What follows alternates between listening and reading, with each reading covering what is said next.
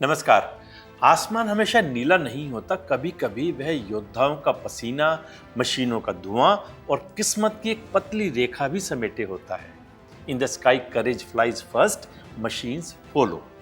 Dubai air show में तेजस के crash होने को कुछ लोग राष्ट्रीय प्रतिष्ठा से जोड़कर शोर मचा रहे हैं, लेकिन सच ये है कि सैन्य दुर्घटनाएं तो होती ही हैं और आगे भी होंगी, क्योंकि जहां इंसान और मशीन दोनों अपनी सीमाओं को लांघते हैं, वहां जोखिम भी साथ उड़ता है।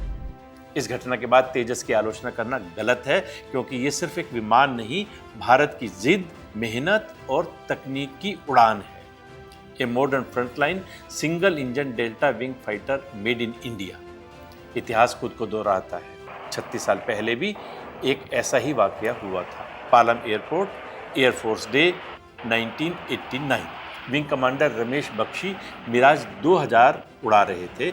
मशीन अपनी सीमा पर थी और इंसान उसकी सीमा से आगे।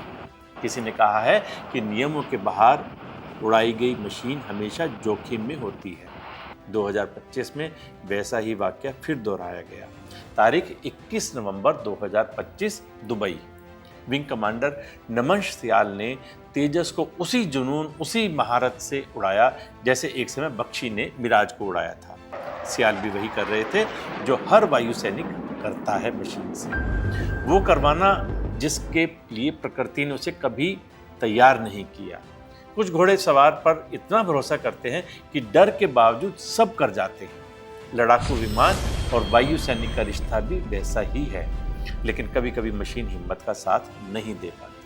आसमान फिर अचानक शांत हो जाता है, जैसे हुआ था 1989 में, वैसा ही हुआ 2025 में। दुनिया के किसी भी कोने में टैंक फेल हो सकता है, तोप की नली फट सकती है, पैराशूट नहीं खुल सकता और विमान गिर सकता है, क्योंकि युद्ध की मशीनें कभी कभी योद्धाओं को धोखा दे देती हैं। लेकिन सैनिक उन खतरों को जानते हुए भी सीना ठोक कर आगे बढ़ता है। सियाल की याद में टीम ने शो से खुद को हटा लिया।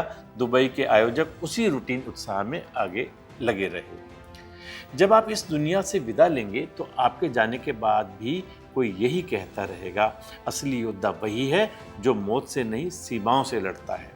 तेजस गिरेगा तो उठेगा भी, क्योंकि मशीनें टूटती हैं लेकिन जज्बा नहीं। आसमान आज भी उतना ही ऊंचा है और उतना ही निर्मम, लेकिन वही आसमान अपने योद्धाओं को सम्मान भी देता है और अपनी सीमाओं से बाहर उड़ने का सम्मान भी। नमस्कार।